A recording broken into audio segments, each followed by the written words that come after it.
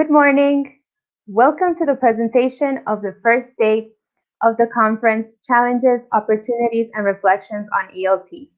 My name is Gabriela Peralta. I am a student of the sixth semester in the English language teaching major in UNAE. I'll be responsible for hosting this presentation. And now I am glad to welcome Jali Ravi Prakash, who is from Andhra Pradesh, India. He has a master's degree in English from the English and Foreign Language University. Currently, he is in second semester PhD in ELT at the Department of Humanities and Social Sciences, National Institute of Technology at Warangal, India. Today, he will present Blended Learning, an approach for the post-COVID education. You can write your questions, comments, or doubts on the comment section. And at the end of the presentation, Jali Prakash will answer questions from the audience. And now, here's our guest, Jali Ravi Prakash. You may begin. Okay, a very good morning to the people in Ecuador, and hello to everyone.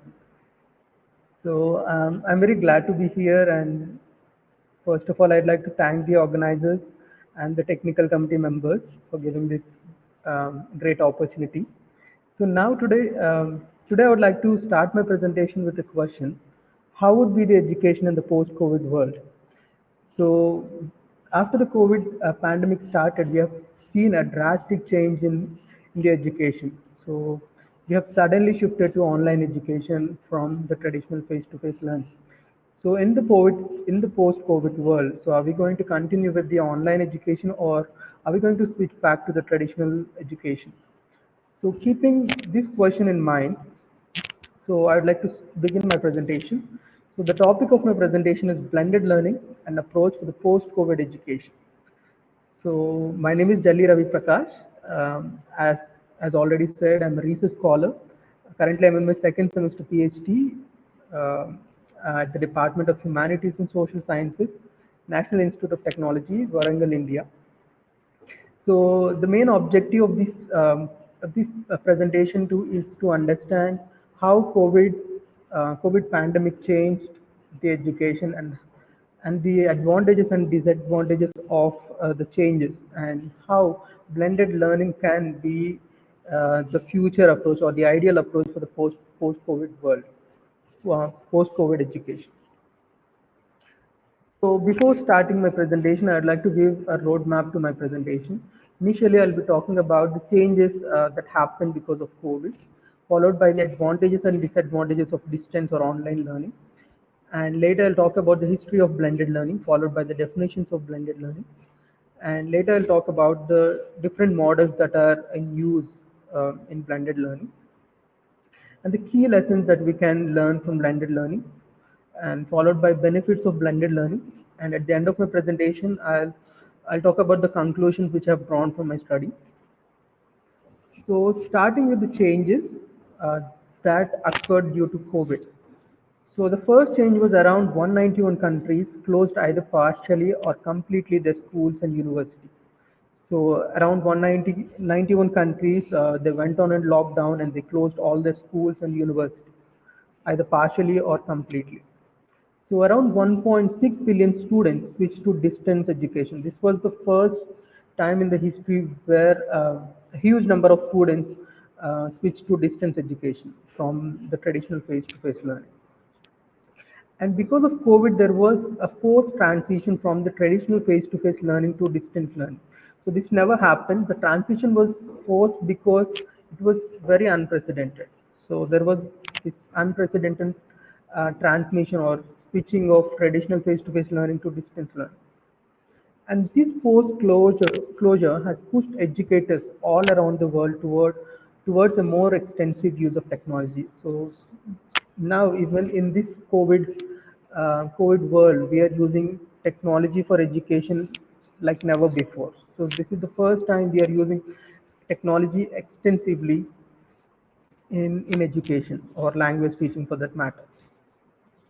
So these were the major changes that were that COVID brought about. So now, Talking about the distance and online learning, so I'd like to talk about the major advantages of distance and online learning.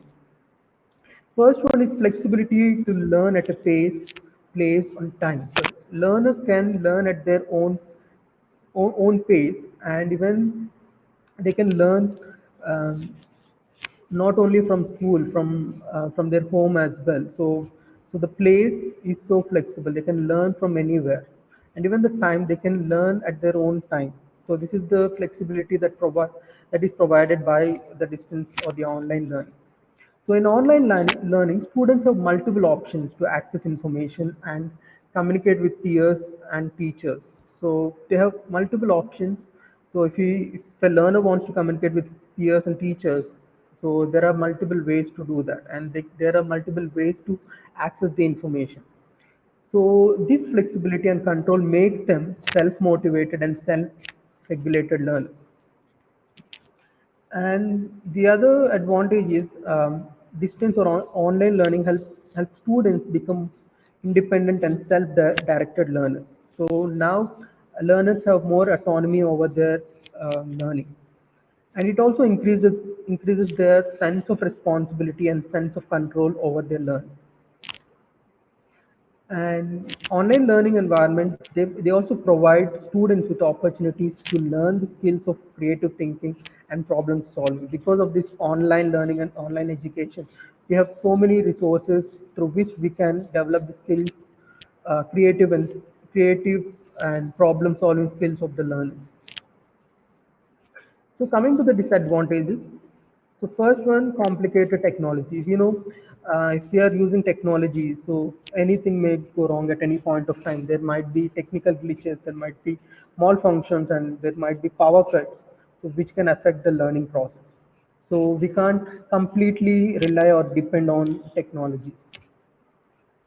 And in online or a distance learning environment, there is very less um, or no social interactions.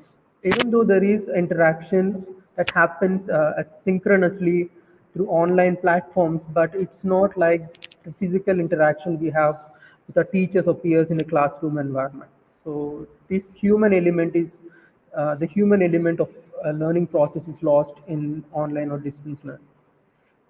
So human to human social connection and relationship is also missing in online learning. So as I have already told, this human element of learning process is missing in blended learn in sorry in in this online learning environment.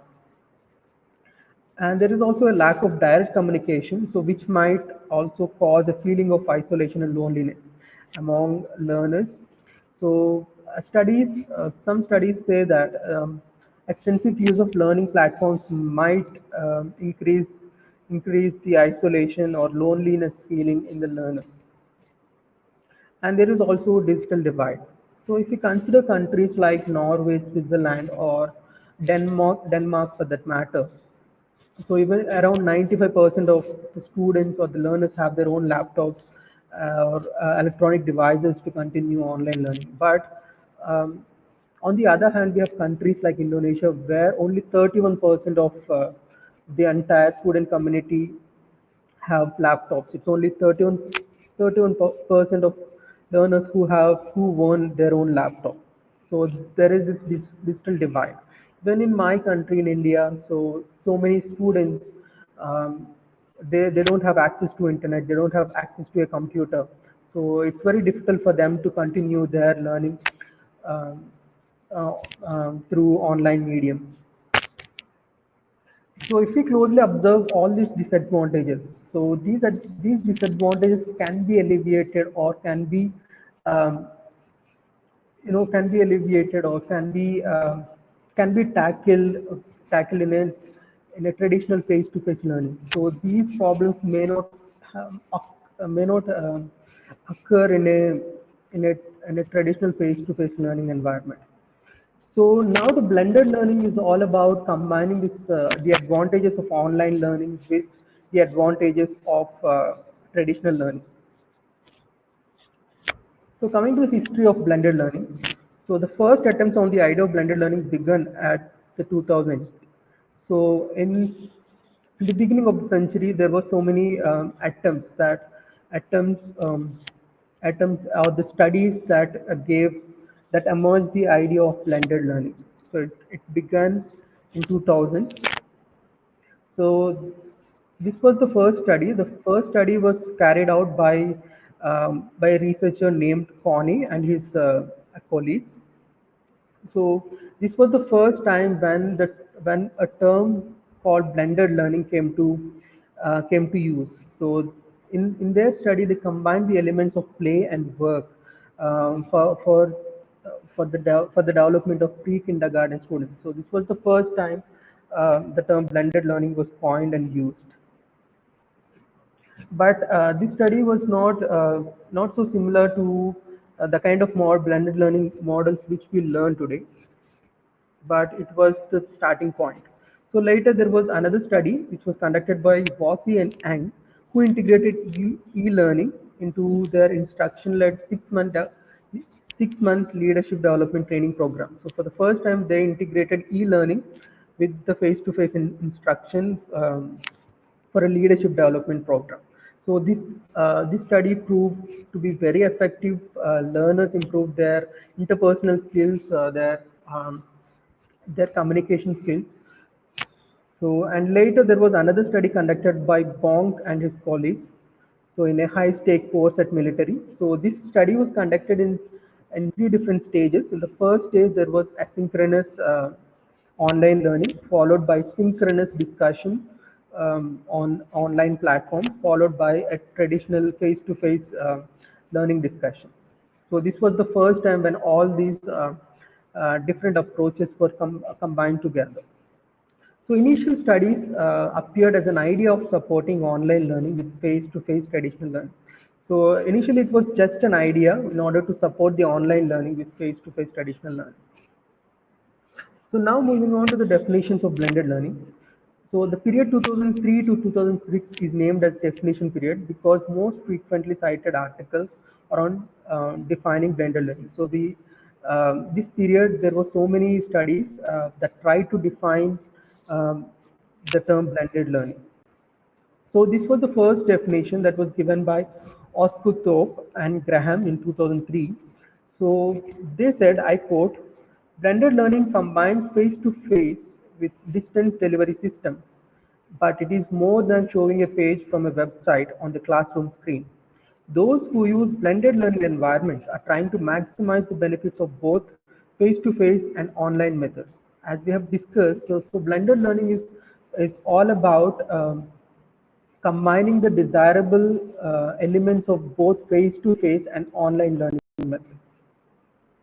And they suggested three different blending models.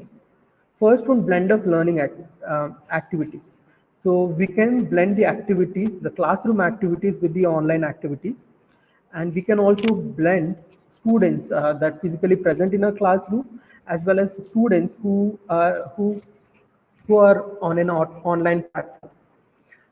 So later we can also blend instructors. We can have a physical teacher in the classroom and we can also have an online teacher. So we can blend both the instructors. So this was another definition that was given in 2004 by Garrison and Kanuka. So they stated blended learning is the thoughtful integration of classroom face-to-face learning experiences with online learning experience. So it's basically about the integration of face-to-face learning with online learning experiences.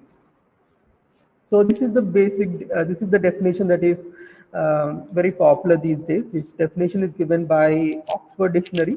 So it says it considers blended learning as a style of education in which students learn via electronic and online media as well as traditional face-to-face teaching. So having said that, now I would like to talk about the models that are blended learning models that are quite popular these days. So as I have said, blended learning is the combination of brick and mortar and online learning. So it's a combination of both. And in blended learning can further be divided into four different models. First one is rotation model. So which is again divided into four different models: station rotation, lab rotation, flipped classroom, and individual rotation. The second model is flex model. The third model is a la carte model, and the fourth model is enriched virtual model. So I'm going to discuss these models in detail. First one, station model. So this particular model allows students to rotate through stations on a fixed schedule. So all the activities are divided into different stations, and students um, rotate from one station to the other station on a fixed schedule. The second is individual rotation model, which allows students to rotate through stations but on individual schedules set by a teacher or a software algorithm. So this is not like rotational other rotational models, because students do not necessarily have to rotate to every station. So they rotate only to the activities scheduled on their playlist. Moving on to the lab rotation model. So this is like a station rotation model, which allows students to rotate through stations on a fixed schedule. However, in this case, online learning occurs in a dedicated computer lab. So, for example, consider you have only one computer lab for the online learning. So, so this computer lab can be uh, can be a fixed station, and through which all the students rotate. So the next model is flipped classroom model. So basically, this model flips the traditional relationship between class time and homework. So whatever used to happen at home is going to happen in the classroom. So students will be given online material, the online or the work on online platform to do at home. So students, when they come to the class, they come with that knowledge, and there can be practice, and there can be projects, and there can be discussion on that particular language material in the class. So coming to the flex model, so in this model, students move on fluid schedules among learning activities according to their needs.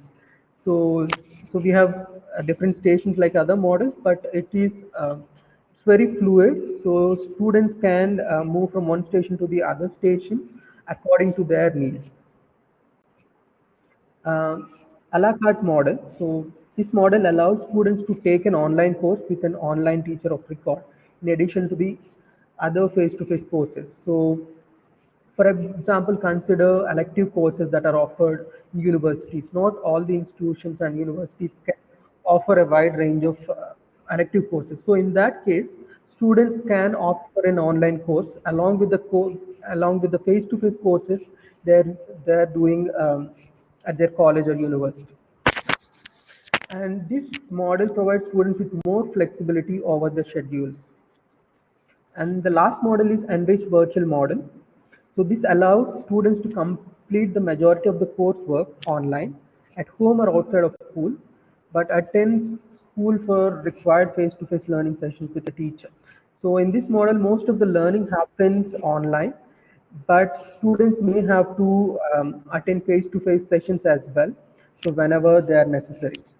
Um, so it's not like the other models where students have to go to school or college on regular basis, but rather they can have face-to-face sessions maybe once or twice in a week. So these are some of the models which are widely used these days, which we can incorporate it during this pandemic time as well, because schools are closed. So traditional face-to-face, we can't go with the full face-to-face learning courses or sessions. So if we can use one of these models, so we can we can use the online sources as well as traditional learning options um, for the learning of this, to continue with the learning process. So what are the key lessons of blended learning? So the first lesson is education is no longer about memorizing facts. So basically, now education is all about applying knowledge to real life situations, or knowing where to find reliable information. So according to blended learning, so education is no longer about memorizing facts. And even the roles of the teachers have changed. So now, like, teachers may not have all the answers. Now teachers are not seen as the ultimate source for knowledge. Rather, they are more uh, they're seen as the person who could give guidance and support, and who could moderate the discussions, and who could direct the learning process and give um, insightful feedback to the learners. And the other lesson of blended learning is school is not the only place where we can learn. So now the space is shifting. Like now, now school is not anymore a place for knowledge. Rather, we can do continue with the learning process even by sitting at home as well. So from this we can derive that education is a continuous process. So it is not a rigid process anymore. Rather, it's a continuous process, and it's continuous and um, it's an ongoing process. So now I'd like to talk about the benefits of blended learning. So the first benefit of blended learning is it increases learners' engagement and motivation and satisfaction towards the attainment of learning. So, and in blended learning, there is learners control over time and space. This we have already discussed. And there is an enhanced teacher-learner interaction. So in blended learning, there is a scope for both online interaction as well as face-to-face interaction. So this interaction is more enhanced than uh, than either a face-to-face or an online interaction. So increased learning engagement. So in a blended learning approach, so there is scope for increased learner engagement. So best of both the mediums. In blended learning, uh, we take the best of both face-to-face and online learning environments. So it also provides better learning outcomes according to many studies, and it also increases creativity and higher order thinking skills of the learners, and it also increases the learners' autonomy. So learners are more independent,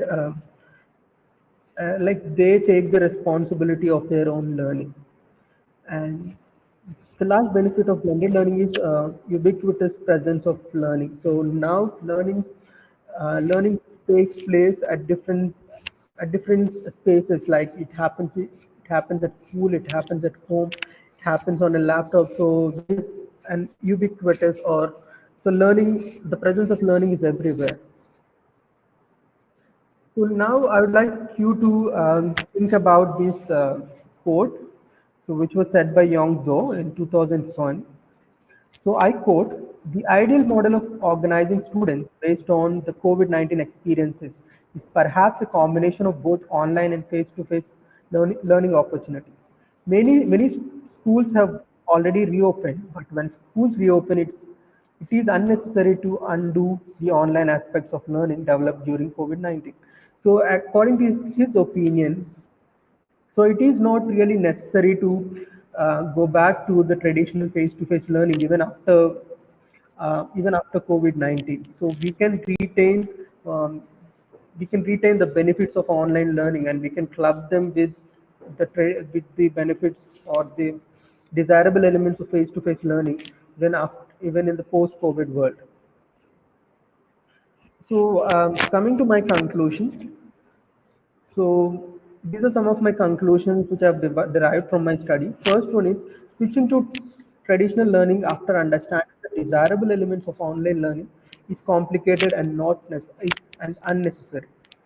So there is no necessary to switching back to traditional learning because we have already got habituated to online learning, teaching and learning. So we can retain that, and we can use that even in the post-COVID world. So personalized blended learning is the ideal compromise for a post-pandemic society. So many researchers believe that blended learning approach is the ideal approach for a post-COVID, post-pandemic society. And the last conclusion is that a blended learning mode of learning would allow teachers and students to continue the process of learning regardless of the world around them. So our future is very uncertain, and we don't know how the situation is going to change in the world uh, in the next day. So regardless of that, so if we have an approach like blended learning, so the process of learning can continue irrespective of the changes around the world. So now I'd like to conclude my presentation with a quote. So far, we have discussed about the effects of COVID or the pandemic in education and the advantages and disadvantages of online learning, followed, and we have looked at the definition and theories of blended learning, followed by the models of blended learning, and we have looked at why it is important to retain the desirable elements of online learning even in the post-COVID world. So I'd like to conclude my presentation with this quote, uh, which was said by Kahape, MD, in 2020. He said, I quote, "Moreover, blended learning is coincidentally known as the new normal in the realm of educational technology." So that's all my, that's, thank you so much for your patience. That's all about my presentation. Thank you. So any questions and comments? Thank you very much, Jali, Ravi, Prakash. I hope you all enjoyed this amazing presentation. Now Jali will answer one question. Kevin Suntaxi has an amazing question. He asks, when did the initial idea of blended learning begin?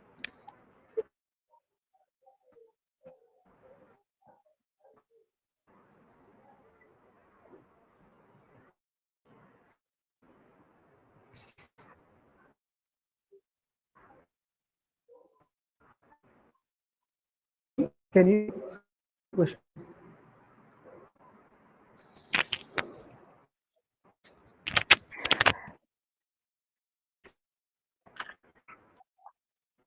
Please stay at this presentation. Do not go anywhere. Yes. When did the initial idea of blended learning begin?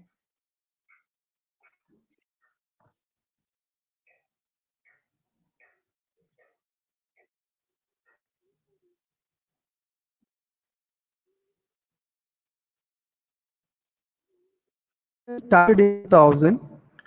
So, and initially it was seen as a corporate approach because it was widely used in the corporate sector, in the corporate companies in order to train professionals. But later it was adopted in the higher education as well. So the initial idea started in 2000.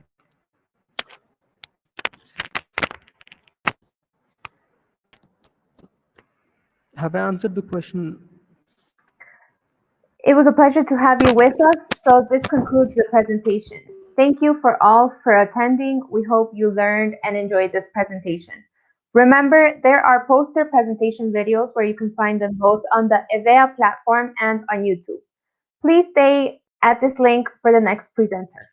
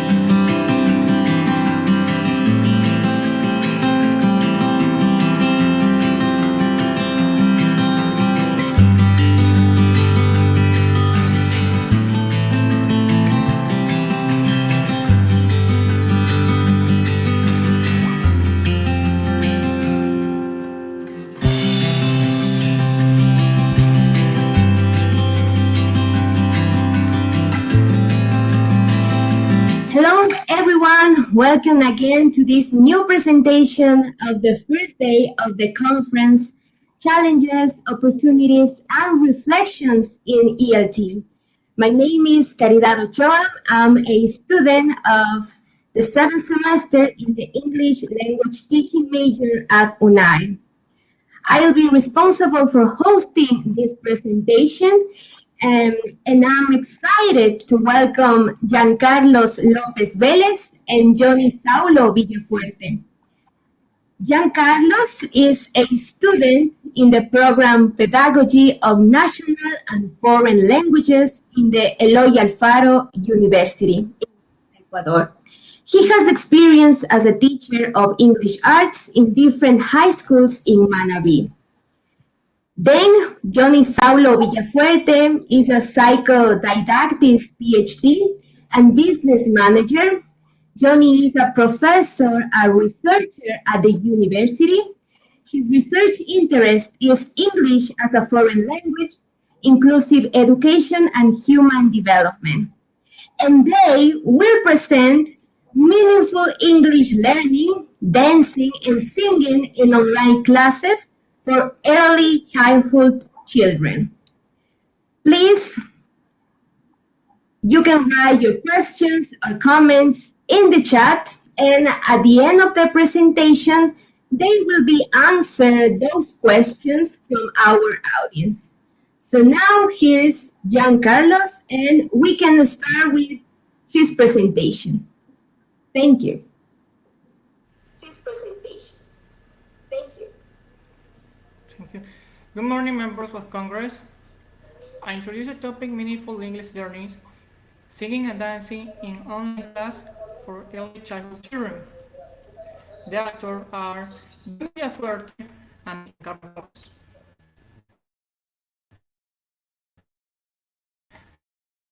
I studied in Manta City. We also have campus in Choni, Hernández, and EFL program started in 2016. You can study English in Manta or Choni. Introduction. The current government changed the educational policy in 2016, expecting to improve the English as a foreign language acquisition. English language was added into the public elementary education curriculum. English instruction should begin in second year of elementary education. The English subject has to begin acquiring language from early age, allow it to be learning in the same way with Spanish. The result will be a higher and better achievement. In the picture, it's possible to see the student dancing and singing. This picture was taken before pandemics. I describe problem to research. English language instruction to key report problems related to the lack of qualified personnel. Teachers were training to teach in high school, not for elementary education. The lack of training teachers to teach in primary school children can affect student reading and writing in English class. Teachers could use methodology and techniques inappropriate to the children. Possible solution that could improve in teaching English in elementary education are: 1. Teaching methodology required to be renovated, considering student preference. It is urgent to improve student participation in linguistic practice. 3. To improve student motivation for learning English as foreign language. 4. To create meaningful classes, activities, and offer living emotion in class. 5. This project proposed introduction of dancing and singing to create more friendly and creative environment for EFL class. In this picture, we can see the use of total physical response and how it is in a different learning environment. Before pandemics, the students of the arts and the language, they receive instruction while learning. The teacher supervised them, the other and the noise because it is a critical part of the methodology. Total physical response. Jane Asher proposed that physical movement to improve the learning of words in English. It reduces students' stress levels. Total physical response mixes psychology and teaching procedures. As more frequent the language combination with movement, the more significant connection between the student and the foreign language is. This combination allows the student to trace their memory towards in English language, Richard and Roger. The function that fulfills the total physical response method in the teaching English is that the student can learn through action. It allows students to memorize vocabulary naturally. It also can improve student speaking skill. Objective. This work aims to stimulate meaningful learning of vocabulary in English as foreign language in children of elementary education. It can have a significant impact on the acquisition of a new language. Methodology. It was applied the post-constructivist paradigm of education. It used qualitative and quantitative research techniques supported by computer media. Instrument. We have flash surveys, observation, and semi-structured interview. Participant. 35 children in two public schools in Manta City. Boys 15-year training, teacher, supervisor 1, period, June and August 2019, July, September 2020. Research question. How dancing and singing motivate students to learn the following? How contribute dancing and singing activities to the children's vocabulary acquisition process? Additional integration, 3 months, 12 sessions, and YouTube. Example 1, very short dance. I think it could motivate students to speak and participate in class. It all helps children in confidence and participation. Example 2, learning and thoughts. Don't add movement to class according to the part of the body. It also helps the student motor skills. Example 3, 21 to 10. This will help children to review numbers. They can retrieve information when they have funny way. Let's learn the color. This song allows a student to acquire vocabulary. A student identify colors and relate to movement. This can be used in combination dancing and painting with color. The research ratified the position of Sehu about students assess this method, demonstrating they can learn the vocabulary effectively. Taking music is not present in class every day. It's not considered as a learning method, but music helps children to communicate with each other and give opportunity to improve their learning. Total physical response stimulates children and requiring response. It is helpful because children like to learn through movement, Sanchez. This method is more focused in the speaking skill. It is helpful to practice new vocabulary for helping students express themselves. It helps kids to release energy. The students show more participation in English class. Result and discussion. Changing student motivation for learning without stimulation. These statistics show the improvement of student motivation when they are dancing and singing. The color orange, no stimulation, level of motivation maximum is 9. The color green, stimulation with dancing and singing, level of motivation maximum is 10. It shows the increase of motivation when they dance and sing in EF class. Dancing creates a better environment where children are confident and participation and have a more positive attitude to learn. When that's a sing class, the student can learn faster and remember through motor skill or action. The instrument have to be adjusted to the needs of the students. Researchers argue Elistina classes using dancing and using corporate language component. It relate movement to vocabulary and student do action to communicate a meaning. They repeat the new words in English class. Christiana affirms that total physical response help learning to think a more positive language acquisition process. This methodology provides safety. There are motivated for learning new vocabulary. Dancing and singing activities in turn vocabulary acquisition process. Result: aggregate dynamics of online instinct process. More motivation for learning English as a foreign language in the participants. The recording is posted without stimulation, color through is posted after stimulation.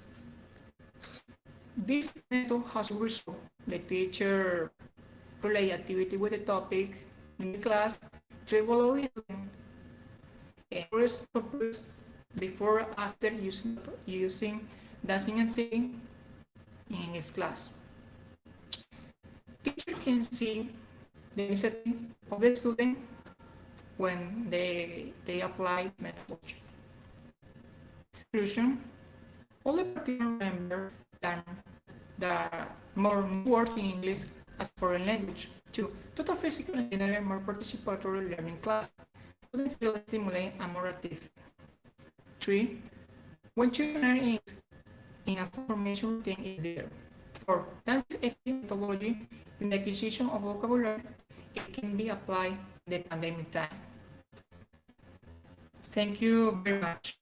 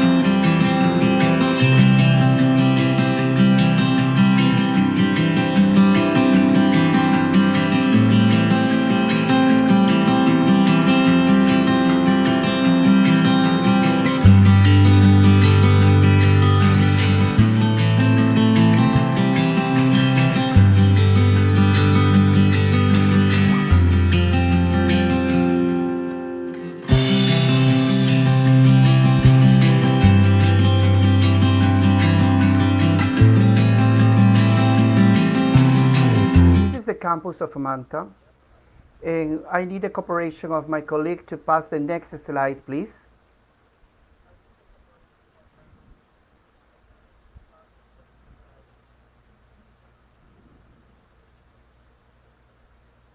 Estamos al aire. Next slide, please.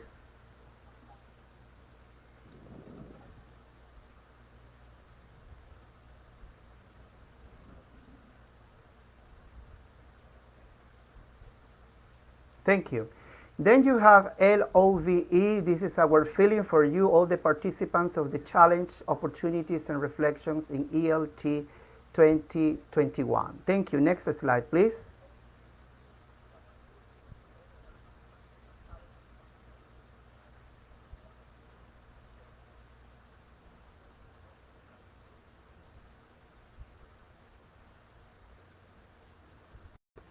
I need to tell you that the EULEAM educational research system considers the 17 goals for sustainable development of the United Nations. We also consider the National Plan of Development, and we consider the local plans of development.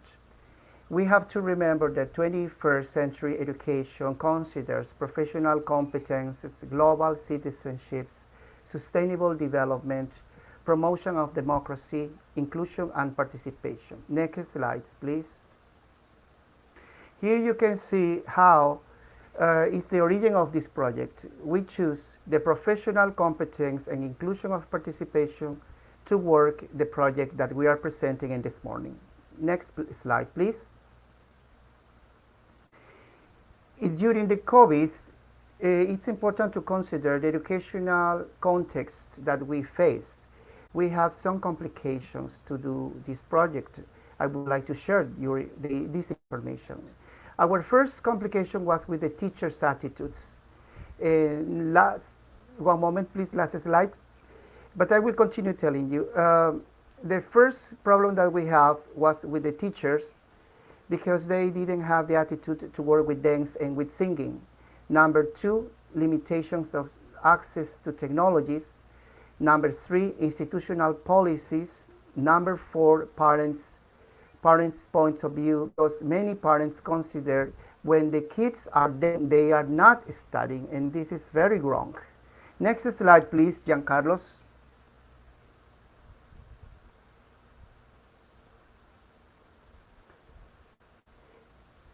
You can see information, data information, and also our students doing the work, the observations, and also doing the estimations, the calculations with the information that we got.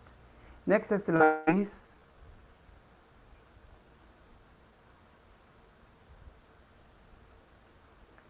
Okay, talking about the challenges during the research process. Number one, limitation of time to execute the process. Of course, teachers have many things to do in the schools, and for that reason, they have some problems to dedicate time to the execution of the projects. Next slide, please. We also have project financing limitations. This is a problem that every researchers have because we cannot finance the transportation of our students, the materials that we need to do our programs. Next slide, please. Pandemic limit field work. Of course, the pandemic limited our work. The procedures in school to implement educational intervention is really complicated. We need to talk to principals in the schools. We need to talk to the teachers. Sadly, most of the teachers consider that we are doing a kind of observations in a wrong way. I mean, that they will be affected, but this is not the real purpose of the research. Another problem was the teachers' motivation. They were sad, they were stressed with this change of modality of classes. It's not the same face-to-face classes like to doing online classes. And the last challenge that we faced was drafting of reports and results. This is a week that we needed to improve. Our students have limitations to express writing in English or trying to do context to analyze information. It's still complicated for them. Yes. Main findings. The main findings are limitations in government policies. Also, we have the English language skill situation in schools is very weak. Reading habits. We need to improve the reading habits and the procrastination in the students. They don't like to write, but maybe it is because they spend hours and hours sit down, and they need to spend the energy that they collect during the days. Innovation. This project, dancing and singing, contributed to students' motivation for learning and improved their retention of new vocabulary. I say thank you very much to the University UNAE for the opportunity, and I would like to congratulate to all the participants in this Congress. Thank you very much.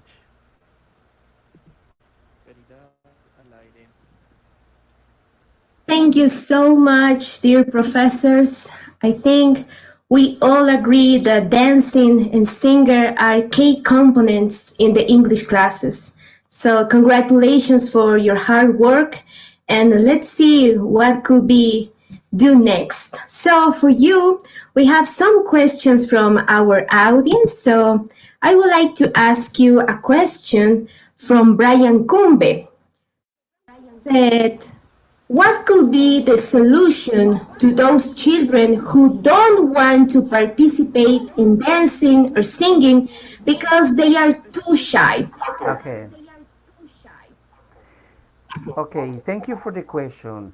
This is one of the situations that we faced in the first moment when we started the classes. Some of the students don't like to participate. They don't like to read because sometimes they do errors. They don't like to speak because sometimes somebody is going to do a joke because they do errors. But when everybody dances and everybody moves, they are not thinking about the perfection. They receive clear instructions. Is the most important that I want to comment. Is they need to receive clear instructions in order to understand the movement they have to do, and then we listen the song. The song is going to repeat vocabulary, and everybody repeat together. At the same time, they are moving the arms, they are moving the legs, and this helps to everybody to forget about the stress of the class. They forget about the perfection, and they start to learn at the same time that they move their bodies. So this is very, very important because it's a more natural way to learn and to practice the language. I would like to say something before somebody else asks me, is that what happened with the noisy? Yes, I have to understand this is a limitation of this methodology. Yes, but first of all, we don't have every days of the week classes with dancing and music. We have maybe one class every 15 days. This is going to be it's going to be fantastic to, I mean, the other teachers are not going to protest because you are doing noisy. Yes, but believe me, the kids will wait for anxious. They will expect to next class to dance, to move their bodies. They will really love it. I invite you to do it. Thank you so much, dear professor. So let's see, we have another question from our friend Saren Aguisa. She said, will be useful to use these strategies, dancing and singing virtually? Of course, our project has two stages. The number one was between 2019, 2000, at the beginning of 2020, before the pandemic. We use this project face to face, and it worked fantastically. But also, it's possible to do it during the pandemic in the online classes. One more time, it's important to give the instructions one more time clear. I insist in that. Also, it's possible if you have a conversation with the parents to cooperate. Yes, we need to tell to the parents that children need movement, not only for learning, also because their health.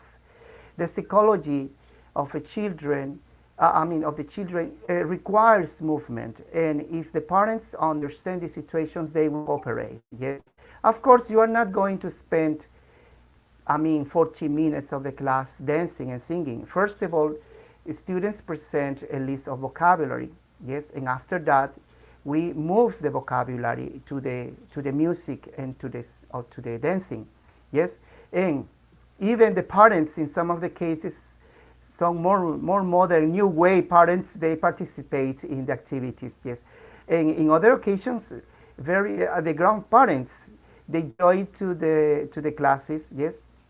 So I think the most important is that you have, number one, clear instructions. Number two, explain to the parents the importance of the movement for the kids. And number three, do not do so long sessions. They should be 15-20 minutes, and we are going to have everything under the control. I expect to give you some tips of how this works.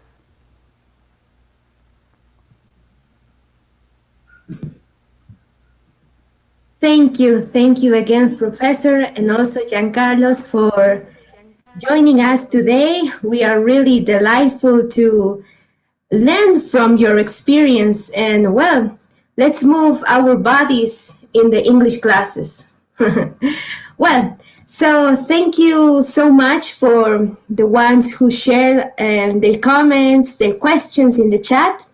And let's proceed with the next presentation. And again, Professor, thank you so much. And we hope you have the future activities of UNAE. See you next time. Bye-bye.